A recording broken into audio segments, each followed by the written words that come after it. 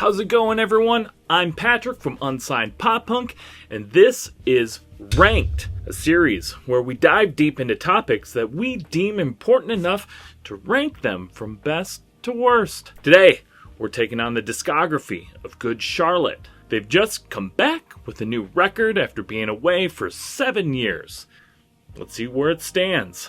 As always, we're covering all the studio albums, skipping live albums, deluxe editions, and compilations. Number 8, Good Morning Revival. I just couldn't get into this album.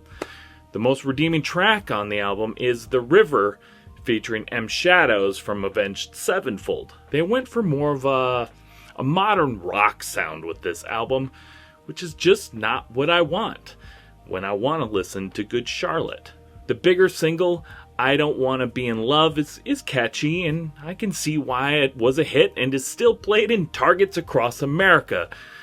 But for me, it can just stay in Target. Number 7, Chronicles of Life and Death. I debated putting this at number 8, and I'm not sorry about that. I know that this is a beloved album, and a lot of people consider it their best work, but this album set me on the path to not listening to GC until Youth Authority. The redeeming quality of the album is that it still has that sound everyone came to love from The Young and the Hopeless, but the songwriting just didn't do it for me. There's some good songs on the album, but a 57-minute Good Charlotte album is just way too long. The biggest hit off of the album, I Just Want to Live, is my least favorite song in their entire catalog, and I'm not sorry about that. Number 6, Cardiology. Until going through this ranked journey, I didn't even know this album existed. It typically ranked pretty low from what I've seen on the internets, but I found myself actually getting into a couple of the songs. It has its good qualities. They stay true to their sound as they have for pretty much their whole career. This album just didn't bring much to the table, in my opinion. I don't think it's a bad album. Not at all. It's just kind of forgettable, which is why I didn't even know it existed. Number 5, the self-titled Good Charlotte. When I started my discography re-listen, I was certain that this album was going to be number 2, but I couldn't have been more wrong. This album is great. It has great songs, but it's very cringy at the same time. It does not hold up the same from all the hip-hop style call-outs. Yeah, Good Charlotte! It was hard not to chuckle during a lot of the album. In 2001, it was a game changer. No one really sounded like this. It is perfect in its nostalgia, but I'm very glad this is the only album that they did those call-outs on. Number 4, the new one, Motel du Cap. Their latest album is fantastic. It's classic Good Charlotte from start to finish. The first single, Rejects, gives you everything you loved about Good Charlotte.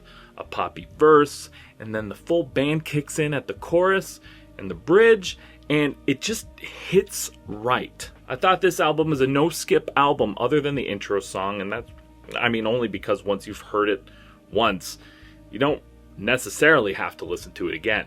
If you haven't listened to this album yet, you need to. And number 3, we're getting into the top 3, baby! Youth Authority. In 2016, I decided to start collecting CDs again, and Youth Authority was one of the first CDs that needed to be added. This album kicks ass from start to finish. It's got everything that Good Charlotte does great. It is another sleeper album, not one you think of when you think of Good Charlotte, but it should be. No skips at all in this album. Number 2, Generation RX. This is an underdog album if ever I have heard one. In 2018, when everyone has pretty much forgotten about Good Charlotte, which is crazy, they come out with a 10 out of 10 sleeper record. After how much I liked Youth Authority, I had a lot of faith in this album, and it did not let me down. Generation RX delivers from their patented intro song, Generation RX, to the heavy-hitting track, Actual Pain, to the final uplifting track, California, The Way I Say I Love You. And last but not least, number one, The Young and the Hopeless. You had to know this was coming. You had to know this was going to be number one, right? How can it not be? This is one of the best pop punk albums of all time. This album changed the game for pop punk and for Hot Topic. Because of GC, those two, Hot Topic and Good Charlotte, they go hand in hand. The studded belts, the eyeliner, that all went so mainstream after this album. From the opening track, A New Beginning, which made me always want to make an intro track for every album going forward, to Moving On, every song is perfectly placed. My personal favorite track on the album is My Bloody Valentine, but it's hard to compare any of these songs. It's in good competition. But that's it. Good Charlotte's discography has officially been ranked. Thanks so much for hanging out with me today. If you dug this video, please hit that like and subscribe button. Drop your rankings into the comments. I want to know where you'd place The Young and the Hopeless, Motel du Cap, or Generation RX, Generation Prescription. Until next time, I'm Patrick Tarnowski, and this has been Ranked.